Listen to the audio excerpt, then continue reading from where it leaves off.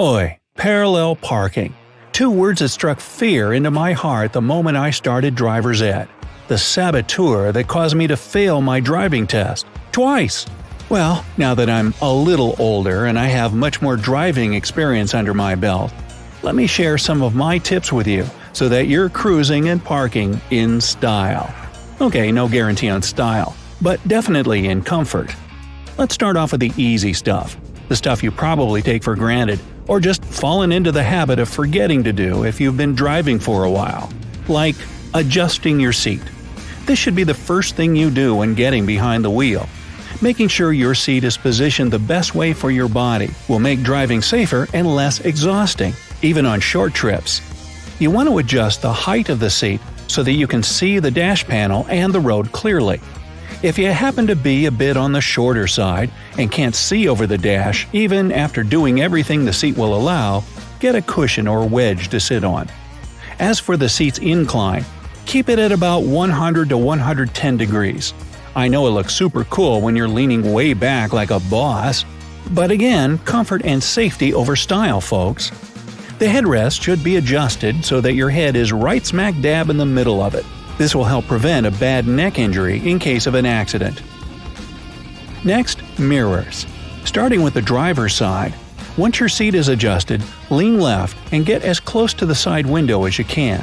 Then adjust the mirror until you can see the rear fender.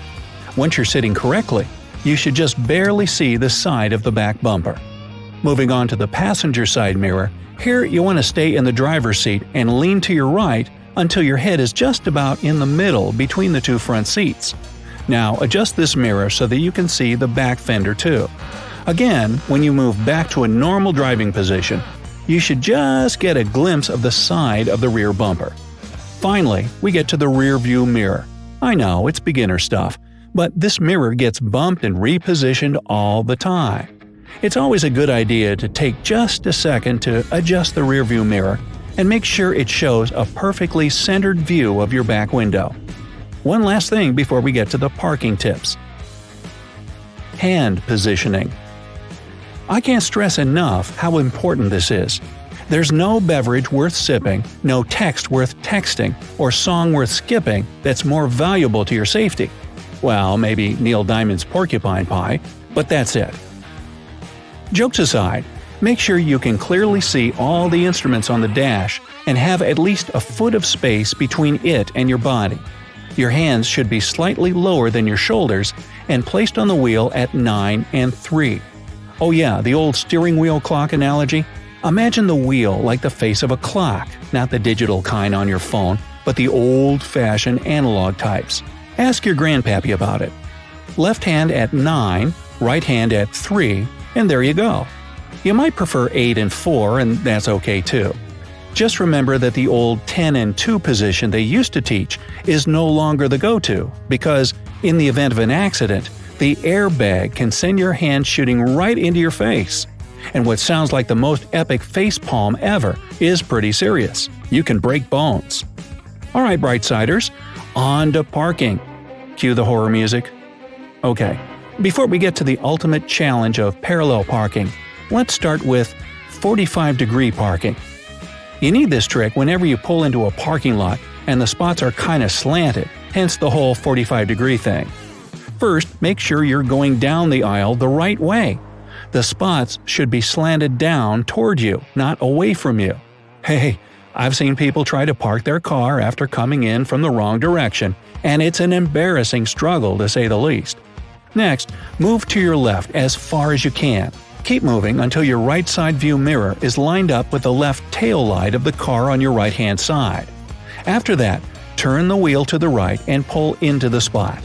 You might have to straighten it out a bit, especially if you have a longer vehicle. The next level up from that is perpendicular parking. This is kind of similar, but the parking spots aren't angled. They're your typical straight line variety. Again, start off by getting as far to the left as you can. Watch out for incoming cars first. The further you are to your left, the easier it's going to be. Align your right side view mirror with the right line of the parking spot. Then cut the wheel to the right and pull in. Turn the steering wheel to the left and straighten the car. If you follow the right mirror with right line trick, you shouldn't have to back up and straighten the car out too much. Next up, backing into a parking space. I feel like there are two types of parkers in this world, those who pull in and the ones who always back in, and that one guy named Peter who walks around in a spider costume. You know, Peter Parker parked a pod of prickly Priuses. Which type are you? I'm probably a little bit of both, depending on the circumstance. Anyway, first locate the spot you're going to back into and drive 2 spots past it. Then, and this is crucial, make sure drivers around you know what you're about to do. Flip on your blinker, and before going into reverse, make sure to look out for oncoming vehicles from the front and approaching ones from the back. Check your mirrors. They're nice and adjusted for you now, right? And make sure everything's clear. You can now throw her in reverse. Now turn your steering wheel to the right and slowly accelerate backward. Continue moving back and start to straighten the steering wheel as soon as your rear wheels are in line with the parking spot. Keep checking those mirrors so you don't hit any cars next to you. Once you get yourself aligned in the spot, straighten your steering wheel and continue backing up until the front of the car is lined up with the others in the row. Also, be careful not to continue in reverse so you don't crash into the curb or parked car behind you. Finally, put her in park and you're good to go. And last but not least, drumroll please.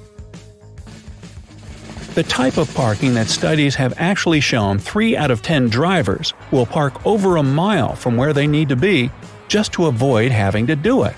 It's even an actual condition. Parallelophobia, the fear of parallel parking. First things first, make sure the spot you want to park in is one your car will fit into. You want no less than 1.5 times the length of your car. Found a spot? Good, here we go. Drive forward until your car is next to the one in front of the parking spot. We'll call it car number 1. Now look over your right shoulder through the lower corner of your back window and drive backward in a straight line. Once you can see the back of car number 1 in the right corner, turn the wheel to the right and slowly begin to back your car into the space. Look into the left side mirror when you can see the full front of the car behind the spot, and I'll dub this one car number 2, original I know. Now, straighten out the steering wheel and back the car in a straight line. Using the right side mirror, when you see the taillights on car number 1, turn the steering wheel left and you should be moving into the parking space. Check your nerves, breathe, you got this, and park your car parallel to the curb, giving car number 2 and yourself enough room to drive out. Again, if your vehicle isn't a standard size, you'll probably need to drive a little further before you start getting lined up. Now, was that really so hard? Yes, it was. But once I took parallel parking seriously and practiced a lot, I had it down pat. And wouldn't you know it, 3rd time was the charm and I got my license. I think I remember angelic music playing when they handed it to me, but that could just be my imagination. It's your turn now. What's something you were always afraid to learn to do? Let me know down in the comments. If you learned something new today, then give this video a like and share it with a friend. But hey, don't burn rubber taking off just yet. We have over 2,000 cool videos for you to check out. All you have to do is pick the left or right video, click on it, and enjoy. Park yourself on the bright side of life.